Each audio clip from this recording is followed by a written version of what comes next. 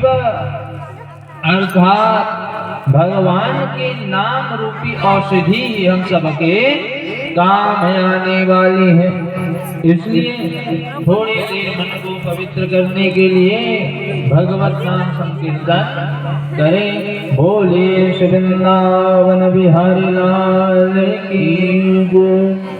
गोविंद हरे गोपाल हरे गोविंद हरे गोपाल हरे गोविंद हरे गोपाल हरे गोविंद हरे गोपाल हरे गोविंद हरे गोपाल हरे गोविंद हरे गोपाल हरे।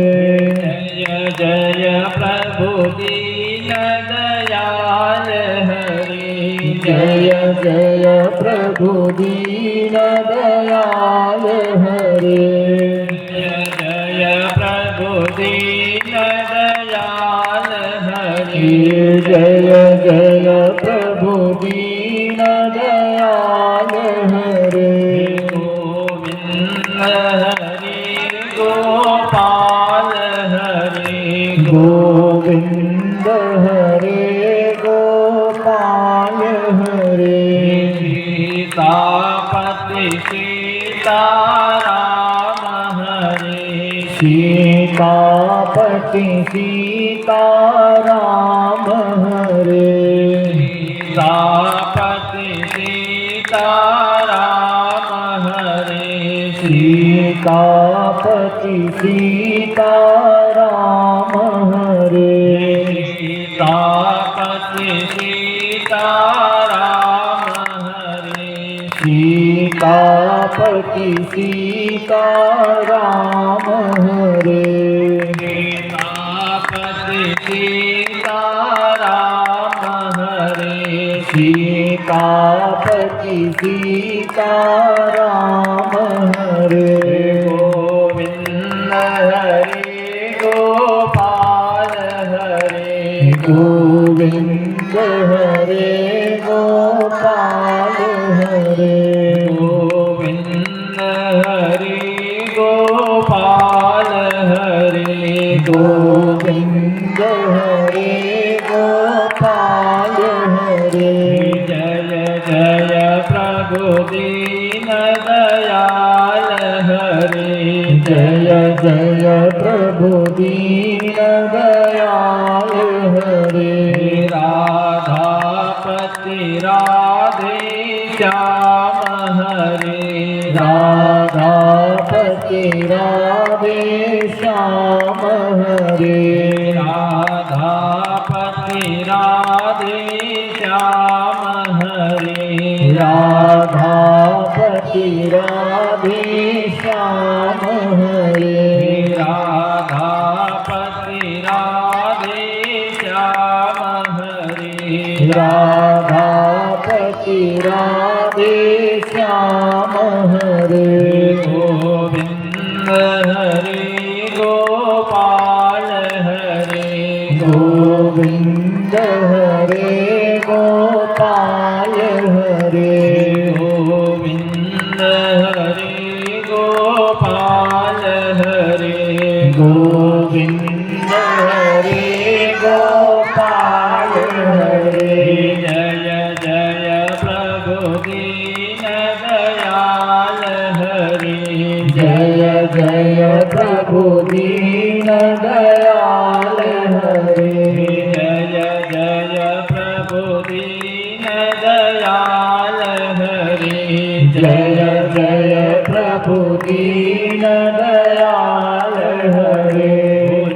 वृंदावन बिहारी लाल की जय। देखिए भैया घूरे ना कल कथा कहाँ पर रुकी थी? नरसिंह भगवान के अवतार प्रहलाद की कथा करो वही आज करके बताए महाराज। नहीं आज ना, अब कल कहाँ रुका था? हाँ, तब इसे बताओगे तब तो कथा याद बनेगी। तो कल आप लोग जड़ भरत तक की कथा को श्रवण किया। तो देखो कल की कथा में श्रीमद् भागवत महापुराण के पंचम स्कंध तक की कथा को आप लोगों ने श्रवण किया। भैया जी पंचम स्कंध तक की। अब सुखदेव स्वामी जी से राजा परीक्षित प्रश्न करता और प्रश्न करते हुए कह रहे हैं कि हे सुखदेव स्वामी जी, आप हमको कृपा करके ये बतलाइए कि अथुनेह महाभाग जथैव नरकान्नरः नानोग्रयातया तन्मे तान्यातन्मे व्याख्यातुमर्हसि। क्या बोले राजा परीक्षित कि अथुनेह महाभाग जथैव नरकान्नरः। देखो राजा परीक्षित कह रहे हैं कि हे सुखदेव स्वामी जी, आप हमको ये बताइए जो मनुष्य विविध प्रकार के पापमय कर्मों को करता है, जो ये मनुष्य पाप करते रहता है, तो ऐसा कौन सा प्रायश्चित करे, ऐसा कौन सा प्रायश्चित कर्म करे जिसके करने के बाद उसको नरक में जाना ना पड़े। ऐसा कौन सा काम करे जिसको कर लेने के बाद ये मनुष्य को भय ना रहे कि मैं नरक में ना जाऊं। ऐसा कोई प्रायश्चित उपाय हो तो आप कृपया करके हमको बताइए। इस जीवन में ये जो मनुष्य है ये बड़ा पाप करता है और पाप करने के बाद उसको भोगने के नरक जाना पड़ जाता है। जैसे भैया जी अब मच्छर आया, अब काटा, अब भाई ना चाहते हुए भी वो हाथ उसको मारने के लिए चला जाता है, ना चाहते हुए भी दोष हो जाता है। अब भाई वो मच्छर की क्या गलती, वो अपना कर्म कर रहा है, अब उसका भोजन ही है रक्त, वो अपना काम कर रहा है और मनुष्य मार देता है अनजाने में। भाई जानता तो है मारू मत प्राणांत हो जाएगा, लेकिन जानते हुए भी मच्छर को मार देता, जिसके कारण उसको दोष लग जाता है। तो ऐसा कौन सा प्रायश्चित कार्य करे जिसको कर लेने के बाद ये मनुष्य को नरक में जाना ना पड़े। आप कृपया करके मुझको बताइए। आज तो सुखदेव स्वामी जी कहने लगे कि देखो राजा परीक्षित, प्रायश्चित साधन शास्त्र में बहुत सारे बताए हुए हैं, जिसको कर लेने के बाद ये मनुष्य को कभी भी भय होने की जरूरत नहीं। क्यों? क्योंकि जो प्राचीन शास्त्र के अनुसार जो चलता है फिर उसको किसी प्रकार के भय होने की आवश्यकता नहीं है। तो देखो प्राचीन साधन शास्त्रों में बहुत सारे बताए हुए हैं कि तपसा ब्रह्मचर्येण दमेन नियमेन च त्यागेन सत्य शौचाभ्याम यमेन नियमेन च। क्या कहा गया भैया जी? क्या कि तपसा ब्रह्मचर्येण, तपसा ब्रह्मचर्येण, जो मनुष्य ब्रह्मचर्य को धारण करता है फिर उसको कभी भी नरक में जाना नहीं पड़ता। तपसा ब्रह्मचर्येण शमेन च नियमेन च। और जो मनुष्य अपने इंद्रियों को अपने वश में कर लेता, जो मनुष्य अपने इंद्रियों को वश में कर लेता है, फिर उससे किसी भी प्रकार का पाप होता नहीं है। जो इंद्रियों को वश में कर लिया, फिर उसको कभी भी नरक में जाना नहीं पड़ता। लेकिन क्या साधारण मनुष्य अपने इंद्रियों को वश में कर सकता है? तो फिर साधारण मनुष्य अपने इंद्रियों को वश में नहीं कर सकता। और कहा गया, जो भगवान के शरण में जाता है, फिर उसको कभी भी नरक में जाना नहीं पड़ता है। तो ये जीव जाता तो है भगवान के शरण में, नरेश भैया, जाना तो जैसे चाहता, क्या नाम नरेश है ना, मैं आप ही बोल रहा हूँ, पुकारू दोगे तब। तो नरेश भैया, भगवान के शरण में जाता तो है मनुष्य, लेकिन क्या बताओ, सच्चे भक्त बन करके जाते हो? सच्चे भक्त बन करके नहीं जाते। आओगे, आ करके भगवान को प्रणाम करोगे और कथा श्रवण करने के लिए बैठोगे, तो क्या बताओ, सच्चे मन से कथा में बैठते हो? तो सच्चे मन से कथा में नहीं बैठ सकते। क्यों? वो 10 बार तो मोबाइल बजता है ना, और आधा ध्यान मोबाइल में, और आधा ध्यान तो भैया जो कर्म जो आगे कार्य करो उसमें लग जाता है, और कुछ जो 10-5% बच जाता है वही जा करके कथा में लगता। तो क्या सच्चे मन से भगवान के शरण में गए? तो भगवानों शरण में आप नहीं जा सकते। तब तो सुखदेव स्वामी जी कहे हैं कि इस सब मार्ग में साधारण मनुष्य नहीं चल सकता। तो एक उपाय कर लेने से, जो वो उपाय कर लिया, फिर उसको स्वप्न में भी यम के दूतों का भय रहने वाला नहीं कहा गया। पद्माकर भैया, क्या कहा गया? कौन सा उपाय? तब तो कहा गया कि सकिन मनः कृष्ण पदारविन्दयो निवेशितं तद्गुणरागिनी श्रियः न तेयं पाशविभिन्न तद्भटान् स्वप्नेन पश्यन्ति तस्य चार्वयः। क्या? स्वकिन मनः कृष्ण पदारविन्दयो। देखो सुखदेव स्वामी जी बहुत सरल उपाय बता रहे हैं भैया। क्या उपाय? जिसको कर लेने के बाद फिर एक मनुष्य को स्वप्न में भी यम के दूतों का भय रहने वाला नहीं है।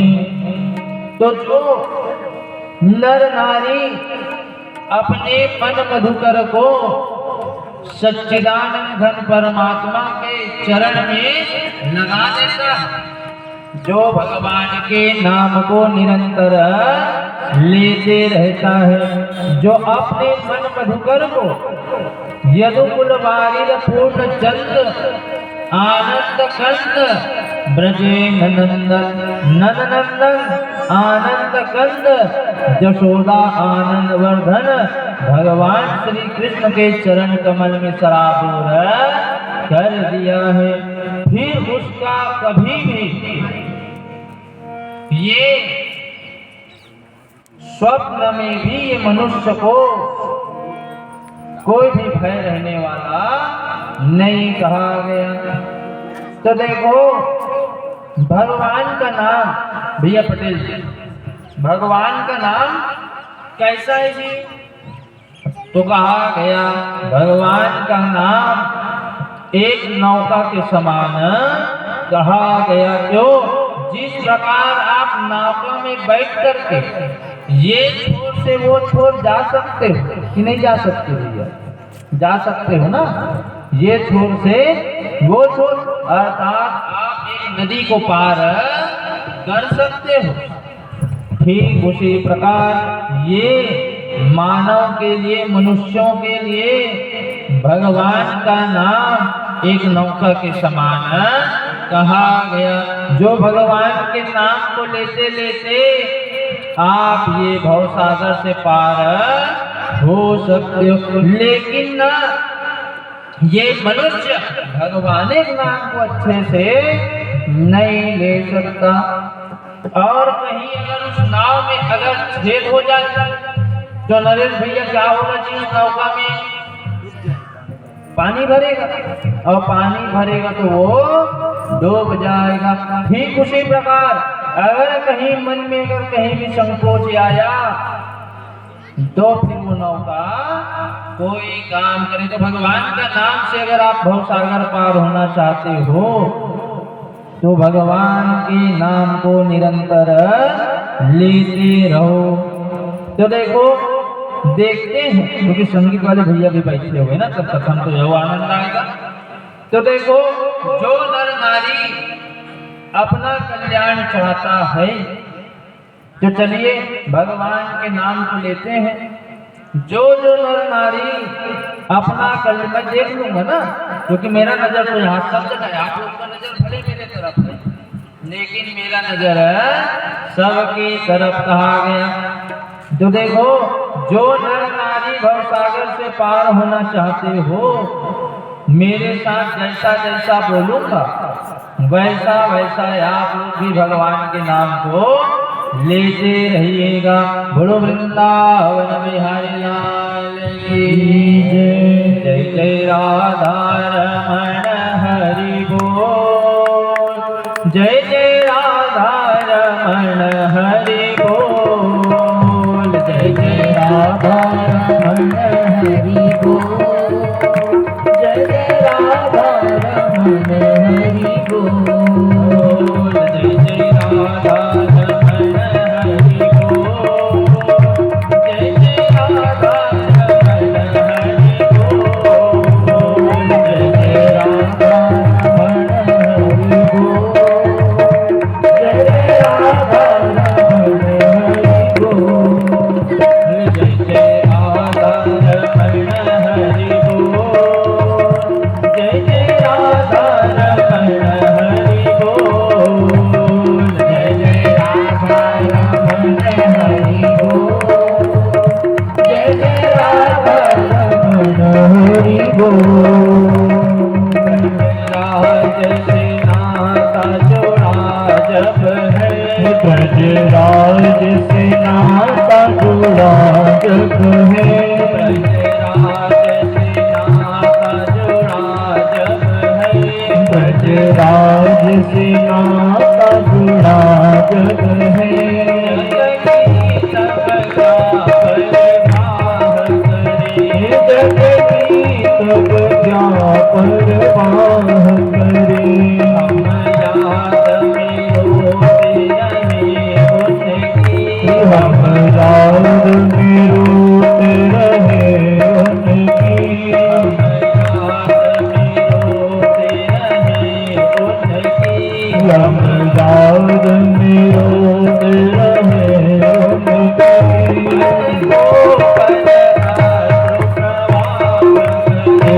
पल को पर प्रभाव भरे,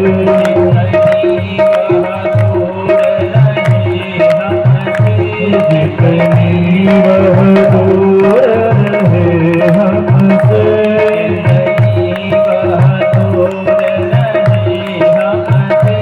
जितनी वह दूर रहे हमसे, उतनी हम उनकी याद करें, उतनी हम उनकी याद करें। सुख अद्भुत प्रेम की पीड़ा में है, सुख अद्भुत प्रेम की पीड़ा में है, सुख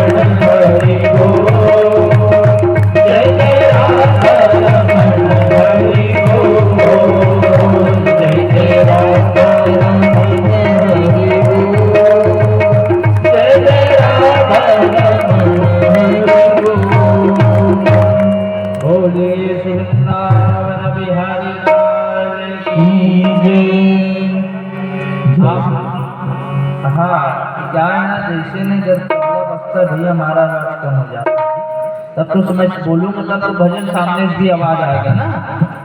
अब वही अब सामने मगर समझ ना तो भाई सामने से भी कहाँ मेरे बोल पाओ।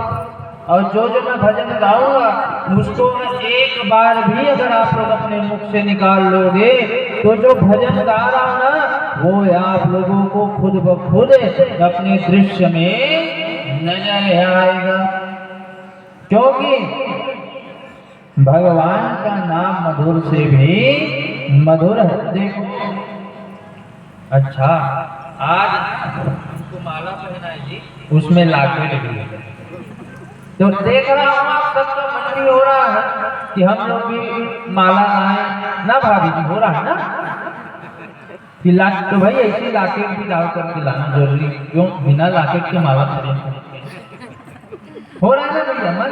हाँ कर से ना संपूर्ण बोलो वृंदावन बिहारी लाल की। अब तो सुखदेव स्वामी जी कह रहे हैं कि राजा परीक्षित तुमको जो प्रश्न किए हो बड़ा उत्तम प्रश्न किए हो, इसलिए मैं तुमको एक पुराना इतिहास सुना रहा हूँ।